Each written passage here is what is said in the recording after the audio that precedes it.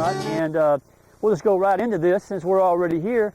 A lot of times, if you would kind of tell our viewers, what do you think the biggest mistake most amateurs make when they get into a bunker right here? What's the first thing they do wrong? I think the biggest mistake that most amateurs make is they try to hit at the ball instead of letting the club do some work. You know, they look at that and say, well, gosh, I've got to bury my club in the sand to get that ball up into the air. But when the reality of it is, that ball is nothing but teed up away from the ground with the sand being our tee. And that's going to lead us into a practice drill that we're going to talk about shortly. Yeah, and you know, I think if we could tell the viewers one thing that's very important is learn to set up to the golf ball properly.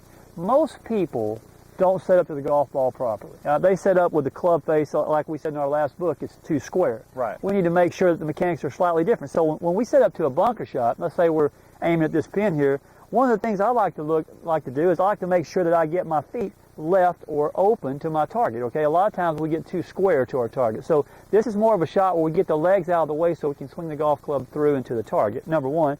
And number two, I like to see the students grip the club with the face open, maybe even 45 degrees. So in other words, if they held the club out with the face open 45 degrees and then took their grip, the club face is perfect. So what you're telling me there, Ray, is while my club face may make an arrow and aim at the target there, my body and my feet and the path of my swing may be to the left of my target. Exactly.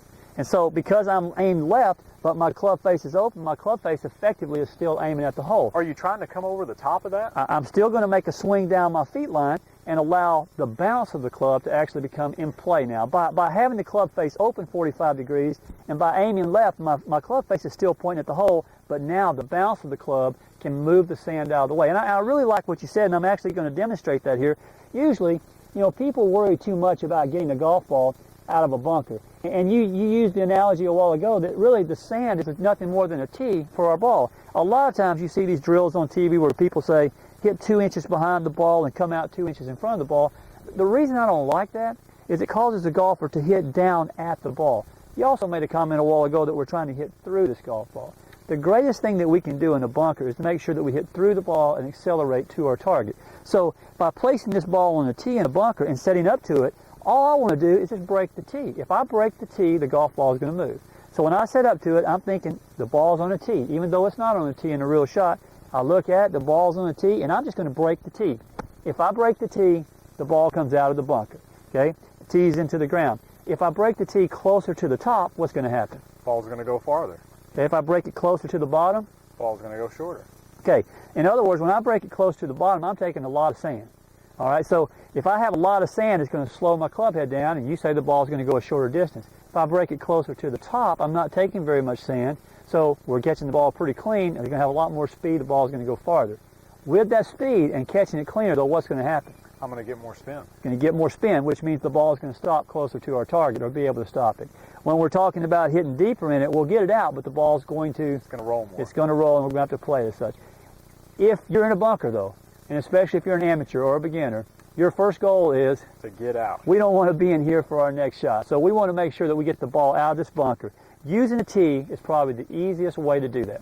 Just remember, just play like your ball's on the tee, break the tee, and we'll be in good shape. What do you think about that? I think that sounds great. Good. So we talked about basically putting, chipping, and pitching, and a little bit about sand play, and we kept it simple. And I think, if our students go back and look at our book and look at the chapters, we put some good drills in there. I would like to say one thing that, you know, when a student comes out in the afternoon and practices, like you said earlier in the video, most people don't spend enough time working on the short game. They spend too much time on the driving range. The benefits of working on the short game far outweigh the benefits of actually working on your swing. Wouldn't you agree? I would agree. And last but not least, you know, I'd like to see people, to develop feel and creativity, throw balls down around the green, 10, 12, 15 feet off the green, putt them, chip them, hit them with a 3-wood, hit them with a hybrid. Learn to hit different golf shots. This is a place to have fun. It's a place to be creative and to learn to hit those shots, because you never know when you're going to need that golf shot. Well, I think so. And really, to sum up what you're trying to do in the short game here, basically it comes down to 3 things.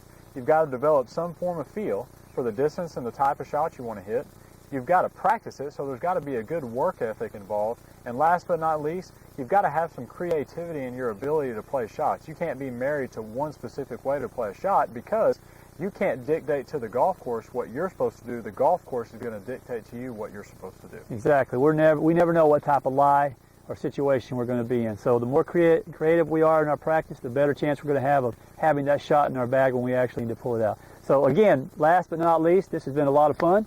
And if I could tell the students one other thing, as you would, it's the game. So what should you do? Have fun. Have fun playing. Thanks, guys.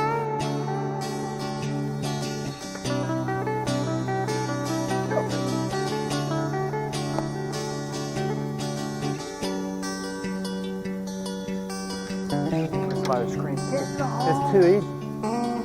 It's just, I don't even want to play anymore. It's too easy.